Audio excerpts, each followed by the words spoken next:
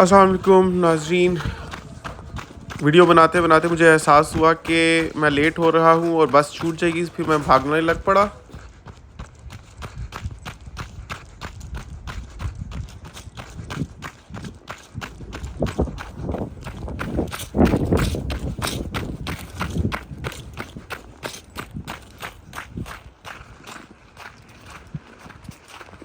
आज 4 वजहों से बस मिस हुई है।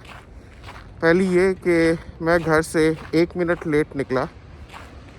दूसरी ये कि जब मैंने बस को बस स्टॉप पर पहुँचता देखा तो मैं उसकी तरफ लपका तो मोबाइल मैंने अपनी पैंट की पिछली जेब में रखा हुआ था, मोबाइल गिर गया।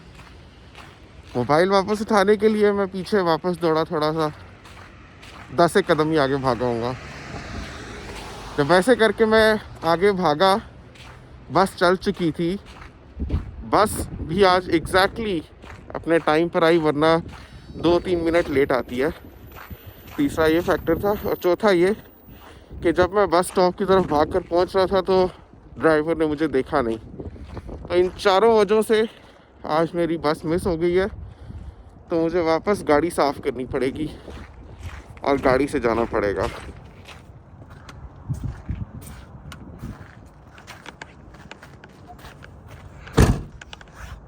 ये मैं जब ले रहा था तो सोच रहा था इन्हें फालतू चीज़ ली है, लेकिन अब मुझे पता चल रहा है इसके बगैर तो गुजारा ही नहीं है। ठीक है,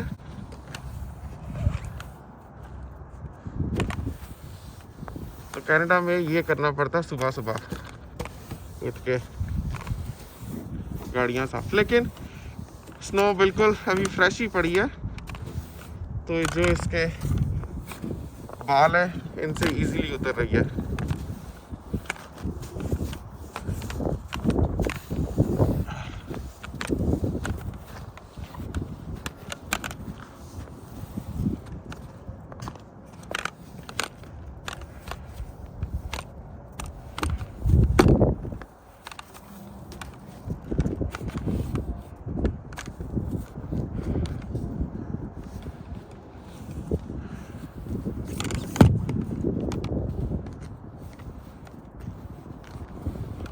आप सोच रहे होंगे गाड़ी के होते हुए मैं बस से क्यों जा रहा था। उसकी वजह ये थी कि मैंने मंथली कार्ड करवाया हुआ है, $92 पे किए थे, मुझे नहीं करने चाहिए थे इस बार।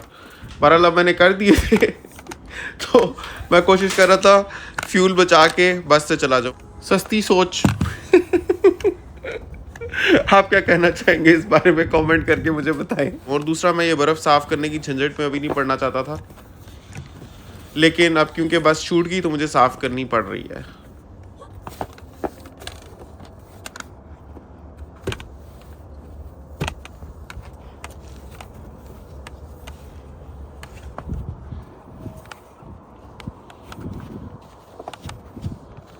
वैसे किसको पसंद है सुबह सुबह -1 डिग्री में उठ के बर्फ़ साफ़ करने लग पड़ना। और ज़्यादातर डिसएडवांटेजेस ऑफ कनाडा में एक यही बहुत स्ट्रांगली बताया जाता है पॉइंट कि यहाँ सर्दी बहुत पड़ती है। लेकिन ऑनेस्टली जितनी इस ज़िंदगी में साथ में कंफर्ट्स हैं, उनको कंसिडर जब आप करते हैं, सारे प्रोज एंड कॉन्स वे करते हैं, तो ये चीज़ कुछ भी नहीं है। ये जिस किस्म की मुसीबत है, अल्लाह ताला इसको डील करने के लिए ईज़िली इंसान को हिम्मत दे देता है। मेरे जैसा बंदा भी कर ही लेता है। मैंने कर लिया तो आप लोग भी कर लेंगे।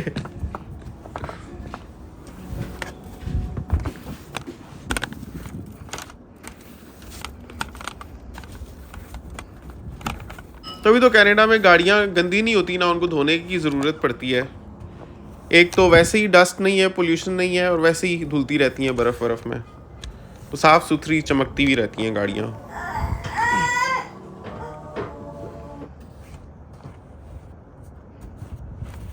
इतना ही टाइम लगा मुझे बर्फ़ साफ़ करने में जितना मैंने आपको दिखाया। इसमें मैंने कोई एडिटिंग नहीं की, यही 3-3.5 मिनट लग गए थे। लेकिन हाँ, ये है कि बर्फ़ अभी पड़ी हुई थी, अगर जम जाए तो फिर ज़्यादा मेहनत करनी पड़ती है।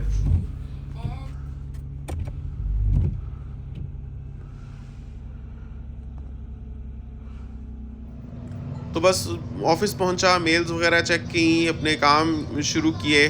तो ऑफ़िस पहुंच के तकरीबन 1.5 घंटे में मुझे भूख लग जाती है। तो आज देखें हिना ने क्या बनाया हुआ था। ये कॉर्न चीज़ टाइप सैंडविच था, कुछ था मज़े का। बस उसके बाद वही दफ्तरी मामलात, सारा दिन काम वगैरह किए। बहुत से प्रोजेक्ट्स मैं देख रहा हूँ, बहुत कुछ सीखा है कनाडा से। अब तो मैं समझता हूँ किसी और कंपनी में भी अप्लाई करूँ, बल्कि अब मुझे करना चाहिए, करते रहना चाहिए। मैं ऐसा बंदा हूँ ना, मैं अप्लाई करना छोड़ देता हूँ। पहले जब मैं वर्क फ्रॉम होम कर रहा था तो मैंने अप्लाई करना छोड़ दिया था। फॉर अ गुड 3 मंथ्स मैंने अप्लाई करना छोड़ दिया था। फिर मैंने देखा कि यार ये तो इस बस बेसिक सी सैलरी पर कब तक गुजारा किया जाए। फिर मैंने अप्लाई करना शुरू किया था, तो मुझे ये वाली जॉब मिली। अब ये मिली है तो अब मैंने अप्लाई करना छोड़ दिया हुआ है। इट्स बिन लाइक अभी ये 4 मंथ्स होने आ रहे हैं, तो मैंने कोई जॉब्स वगैरह नहीं अप्लाई की। लेकिन उसकी वजह ये भी है ना कि बहुत सी चीज़ें हैं जो अच्छी हैं इस जॉब के बारे में। एक ये है कि घर से बहुत करीब है, कि ड्राइविंग में मुझे हार्डली 10 मिनट्स लगते हैं, फ्रॉम बस भी 12 मिनट्स लग जाते हैं ज़्यादा से ज़्यादा। तो this alone makes it worth it कि मैं इसी को कंटिन्यू करूं, क्योंकि मैं जानता हूं ऐसे लोगों को जो डेली पौना पौना घंटा ड्राइव करके जाते हैं जॉब पर, जाने में लगाते हैं, फिर वापस आने में इतना टाइम लगाते हैं। उसमें उनकी गैस भी खर्च होती है, टाइम भी खर्च होता है, और एफ़र्ट भी लगती है। तो एक तो ये चीज़ है, फिर माशाल्लाह सैलरी भी अच्छी खासी है। और बस काम सीख रहा हूँ। अब ये तो नहीं कि भाई जब आप बस सीखने के स्टेज में हैं तब आप एक कंपनी के साथ रहें। जैसे ही आप सीख गए और सही आप डिलीवर करने के काबिल हुए, उस वक्त बस आप उसको टाटा बाय बाय करके निकलते बने। तो एक वो मेरे अंदर थोड़ा सा ना वो वाला फैक्टर भी है, लॉयल्टी वाला। इसलिए भी मैंने अभी तो फ़िलहाल अप्लाई करने के बारे में सोचा हुआ नहीं है ज़्यादा एल्सवेयर, क्योंकि ऑब्वियसली जिधर जाऊंगा फिर नए माहौल में नए सिरे से काम, नए किस्म के सीखना, सेट होना। उसमें फिर वो घर के पास मिलती है नहीं मिलती, कैसे लोग होते हैं कैसे नहीं। इधर माशाल्लाह मैं सेट हूँ, तो आई एम नॉट अप्लाइंग। लेकिन ये है कि वैसे कनाडा में किसी की कितनी भी अच्छी पे हो, लो पीपल कीप अप्लाइंग, और जैसे ही उनको कोई मौका मिलता है, same like in middle east यही होता है यहाँ पर भी। अभी तो आए हो।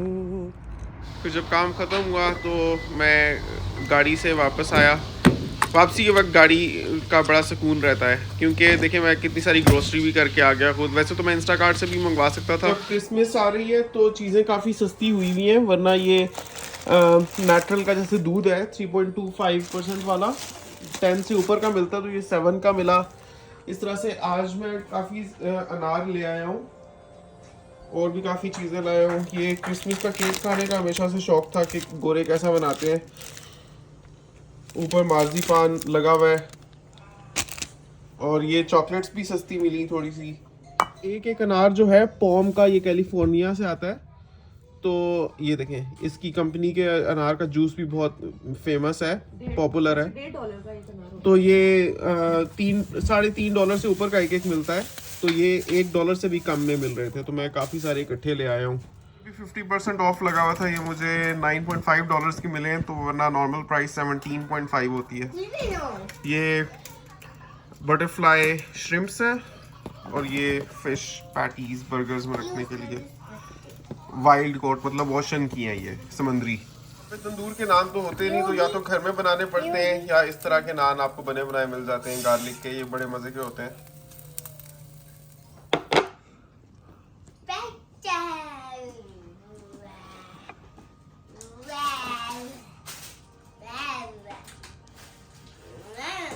तो आज इन्होंने बनाया था मटन स्टू, और बहुत मज़े का था।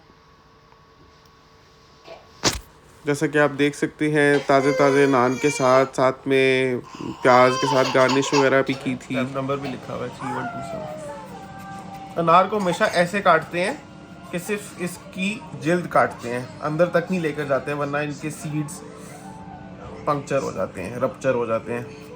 ऐसे करके आपने, ये देखें ज़रा, एक अफ़गानी अनार होता है और एक कैलिफोर्निया का होता है। ये देखिए कितने प्यारे इसके माशाल्लाह दाने हैं।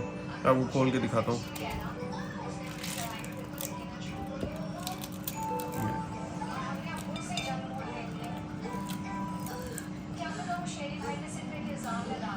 तो व्यूअर्स, कैसा लगा आपको मेरा व्लॉग? कमेंट्स करके ज़रूर बताएं। आपसे मुलाकात होगी अगली वीडियो में। तब तक के लिए अल्लाह हाफ़िज़। चैनल को सब्सक्राइब ज़रूर करिए।